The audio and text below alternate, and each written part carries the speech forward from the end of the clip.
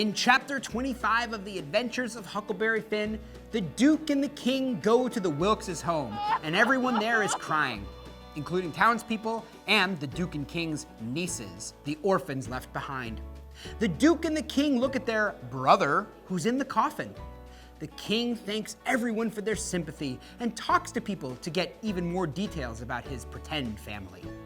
The Duke says nothing but makes outrageous hand signs and silly noises as deaf and dumb brother William Wilkes. The beautiful niece of Peter Wilkes brings the will to the King to read aloud. The will says that there's $6,000 in gold hidden on the property. Now the Duke and King find the money, but it isn't the full $6,000. They add more of their own money, so it doesn't seem suspicious. The King gives the money to the nieces, so the townspeople will like and trust them. Dr. Robinson, a family friend, calls the King and Duke frauds because of the King's fake accent and the Duke's terrible impersonation of a deaf, mute person. The nieces give the King her money to invest and defend the King. The doctor tells the sisters they'll be sorry about that.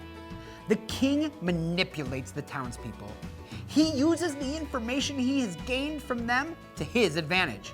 He seems selfless when he gives away the money to his nieces, and it's a good strategy because the nieces then give him back the money to invest as a show of faith, and the townspeople defend the King and Duke. The townspeople also have no idea they're being lied to, and their simplicity is pathetic. Dr. Robinson sees the King and the Duke for the true frauds they are. Like Colonel Sherburne, he's a lone wolf, and his intelligence sets him apart from the people. His assessment of the town and of frauds is pretty good. Huck is tired of the Duke and King and their antics.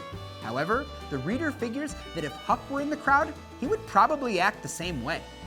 Huck is really perceptive, but he's also gullible in many ways, like the townspeople, and he remains complicit in the schemes even though he knows they're wrong.